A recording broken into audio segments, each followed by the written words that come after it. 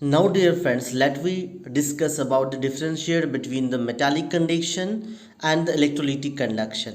What is metallic conduction?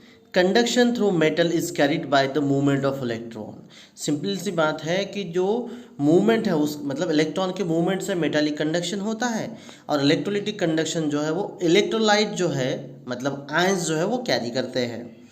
Second thing of the metallic conduction, no change is observed in the chemical properties of the conductor. सोचिए जब metallic wire से कोई electric current pass होता है तो metallic wire में कोई फ़र्क पड़ता है कि नहीं, हमेशा रेगुलरली होता है बट कोई फ़र्क नहीं पड़ता है. But we second point electrolytic condition की बात करें कंडक्शन की, it involves the chemical change resulting in the decomposition of the electrolyte. मतलब अगर हम डिस्टिल वाटर में कोई इलेक्ट्रोलाइट डिजॉल्व करके लेते हैं, उसमें से अगर इलेक्ट्रिक करंट पास होता है तो क्या होगा, डिकम्पोजिशन होगा और धीरे धीरे जो उसमें जो इलेक्ट्रिक करंट पास होना वो एक वक्त पे क्या होगा, बंद हो जाएगा. It does not involve any transfer of matter. Metallic conduction में कोई मैटर का ट्रांसफर नहीं होता है. बट इलेक्ट्रोलाइटिक कंडक्शन की बात करें, it involves the transfer of matter और ions. Actual transfer of matter होता है इलेक्ट्रोलाइटिक कंडीशन में. Metallic conduction fourth point, it shows increase in resistance with the increase in temperature. Metallic conduction में जैसे जैसे टेम्परेचर इंक्रीज होगा उसमें resistance बढ़ते जाएगा और टेम्परेचर भी बढ़ेगा.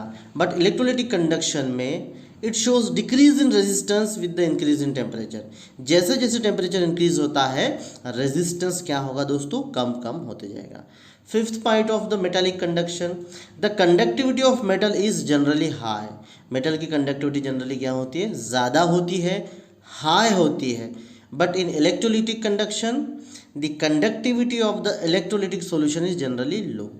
जो इलेक्ट्रोलिटिक जो भी मटेरियल है उसमें अगर हम कंडक्टिविटी की बात करें तो मेटालिक कंडक्टर से जनरली क्या होती है, लो होती है, मेटालिक कंडक्टर में ज़्यादा होती है दोस्तों. चलिए अब हम लोग बात करते हैं नेक्स्ट क्वेश्चन, फोर्थ क्वेश्चन.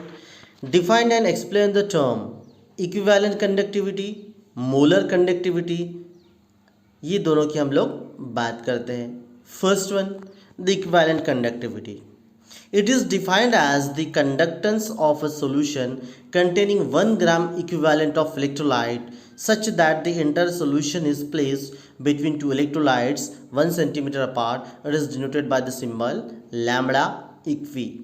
मतलब क्या है, अगर हम दो इलेक्ट्रोड रखते हैं और उसके बीच में दो इलेक्ट्रोड कब रखते हैं, 1 सेंटीमीटर अपार्ट में, ठीक है, 1 सेंटीमीटर अपार्ट में अगर हम लोग लगते हैं, ठीक है, और उसके अंदर जो क्या होता है इलेक्ट्रोलाइटिक सॉल्यूशन है उससे जो कंडक्टिविटी होती है उस कंडक्टेंस को हम इक्विवेलेंट कंडक्टेंस कहेंगे, कंडक्टिविटी कहेंगे.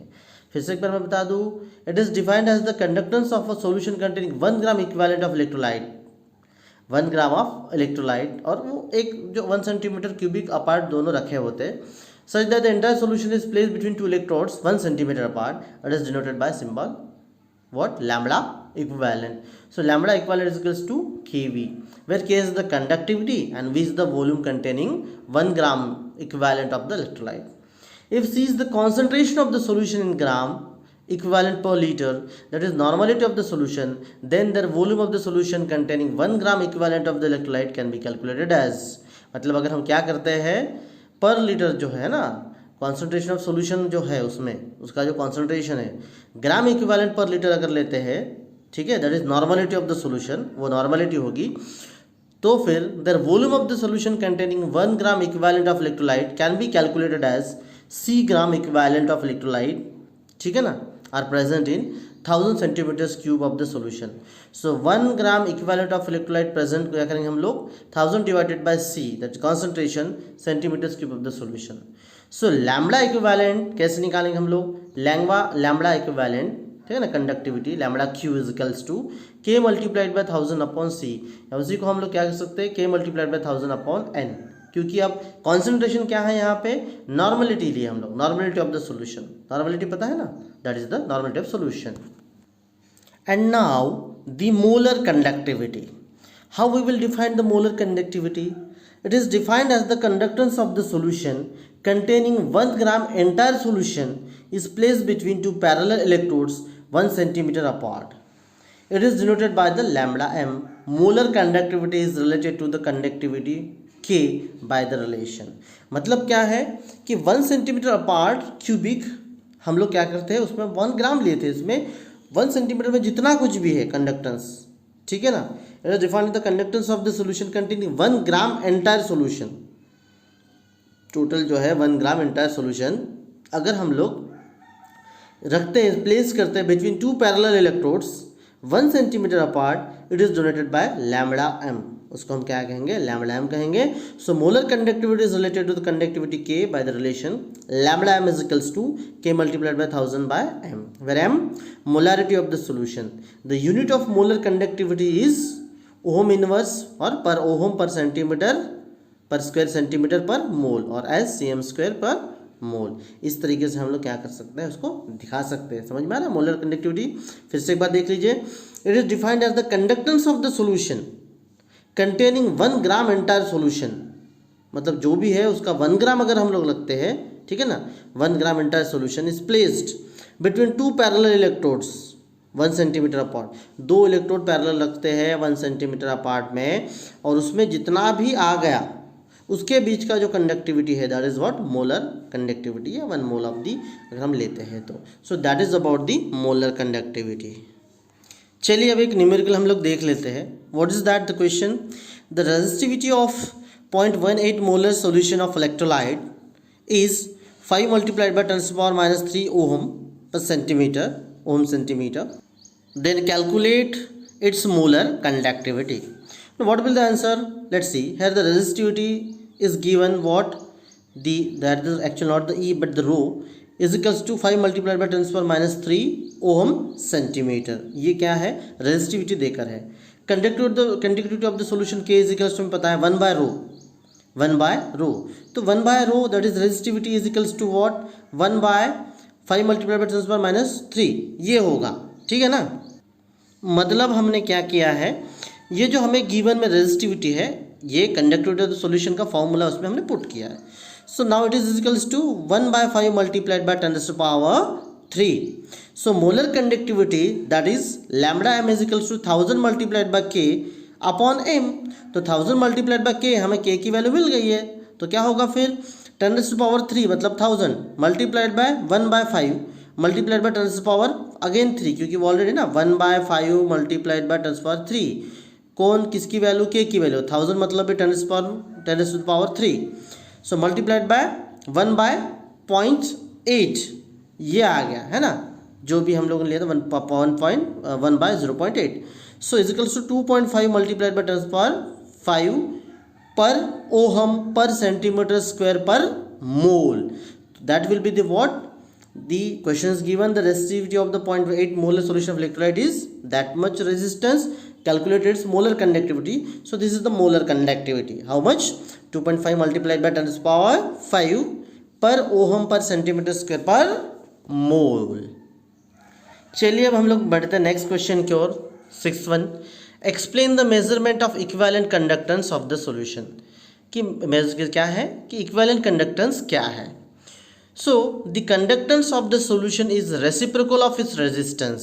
कंडक्टेंस जो है रेसिप्रोकल ऑफ रेजिस्टेंस है, therefore if resistance of solution is known it's conductance can be easily calculated. बिल्कुल कर सकते हैं, अगर दोनों में से एक फैक्टर है तो हम आसानी से कर सकते हैं। कि रेजिस्टेंस है तो हम क्या कर सकते हैं, कंडक्टेंस मालूम है तो रेजिस्टेंस हम कर सकते हैं।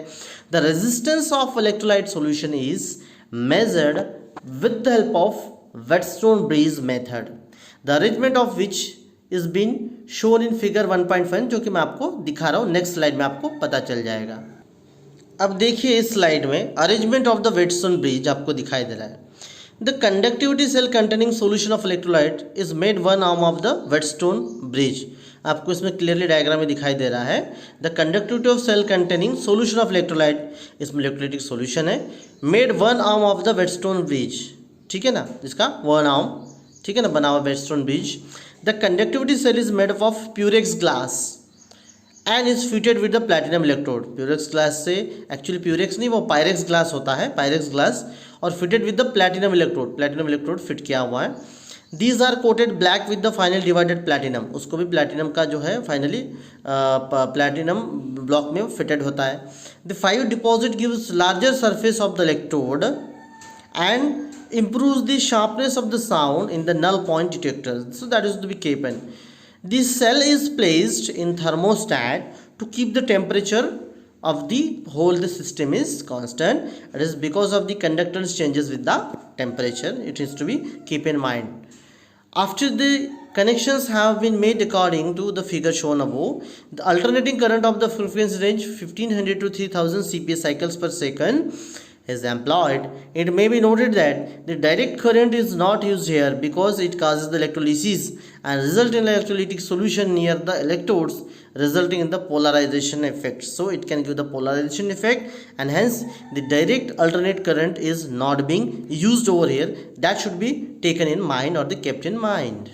So that should be kept in mind. Now the resistance R1, R3 and R4 shown in the figure are so adjusted that a null point is obtained. So we should have to adjust this R1, R3, R4 as such. The null point should be the obtained properly. The null point is indicated by the detector D as shown there. You can find the D at this point. So in this phenomena Wheatstone bridge experiment, will find the R1. So we can write here like R1 upon R2 is equals to R3 upon R4. Therefore R2 is equals to R1 R4 upon R3. So now given these values of R1, R2, R4, the resistance of the electrolytic solution R2 is calculated. It can be easily calculated. The reciprocal of R2 gives the conductance of the solution. So it is the way by which we can do the experiment.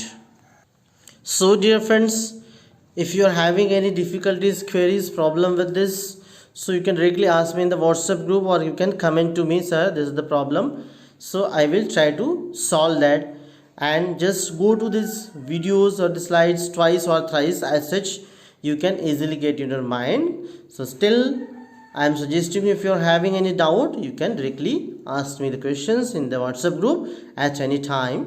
Okay, actually 24, if I am not going to the bed, then not going to sleep at that time, so I will reply to your answer. Okay dear friends, so let we meet in the next our video lecturer. Bye bye.